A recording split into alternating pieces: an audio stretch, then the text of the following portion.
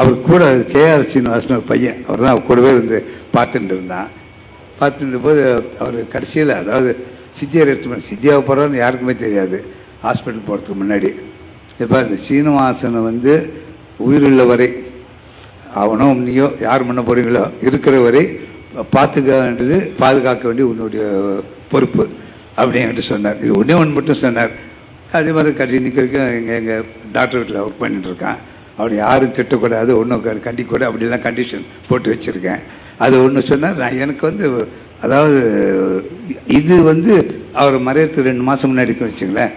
அதனால் இப்போ இந்த நான் கூப்பிட்டது நான் ஒழுங்காக போகிறது இல்லையா, அதுக்காக பார்த்தபோது சொல்லணும்னு சொல்லியிருக்காரு போல இருக்கு. அதெல்லாம் நினச்சிட்டேன்னா, அதாவது ஜாடமாடியாக தெரியப்படுத்திகிட்டே இருக்கார். அதிக நாள் இருக்க மாட்டேன்னு நான் புரிஞ்சிக்கல. பேர் என்ன, பெரும் பாக்கியம் பண்ணது சிவராமன் சார் தான். ஒரு நாள் தவறாமல் அவர் வந்து பார்த்துருந்தார். அதே மாதிரி டாக்டர் இளங்கோ நீங்கள் சொல்லி வந்தார்னு நினைக்கிறேன், தீனில் ஜென்ரல் ஹாஸ்பிட்டலில் திருமாலா. அப்போது அவர் வந்தபோது ரொம்ப, அதாவது எப்படி சொல்கிறது, ஒடுங்கி போயிருக்காருன்னு சொல்லிட்டு இவர் தான் அவரை கேட்டுக்கா. அந்த டாக்டர் வந்து நம்ம ஹாஸ்பிட்டல் சேர்த்தா நல்லதுன்னு தோன்றதுன்னு, அதுக்கப்புறம் சுந்தரம் ஃபவுண்டேஷனில் சேர்த்துருந்தது. இப்போ சில நாட்கள் தான் அப்புறம் சித்தி ஆகிட்டார். அதுக்கப்புறம் என்னாச்சு, சித்தி மாதிரி வந்த பிறகு இப்போ நம்ம அடக்கம் பண்ணுறதா அல்லது வந்து பாடி வந்து தகனம் பண்ணுறதான்னு ஒரு கொஸ்டின் வந்தது அங்கே. ஏன்னா அவர் யோகின்ற காரணத்தினால அடக்கம்தான் பண்ணணும். நீங்கள்லாம் இருந்தீங்கன்னு நினைக்கிறேன் அந்த வார்த்தை நடக்கும்போது. மற்றபடி பார்த்தா தகனம் தான் பண்ணணும். ஒன்றும் புரியலேன்னு சொல்லிட்டு அப்போ மகாபிரிவால் மறைஞ்சிட்டார்.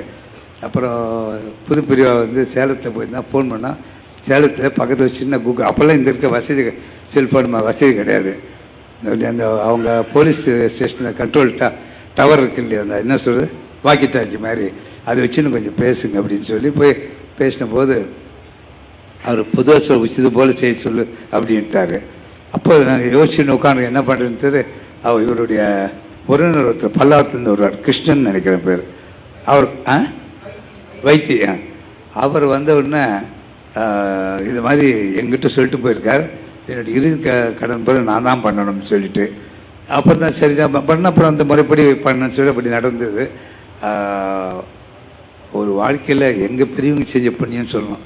நான் புண்ணியம் பண்ண மாதிரி எனக்கு தெரியல. அதுக்கு எனக்கு இந்த பாக்கியம் கிடைச்சது.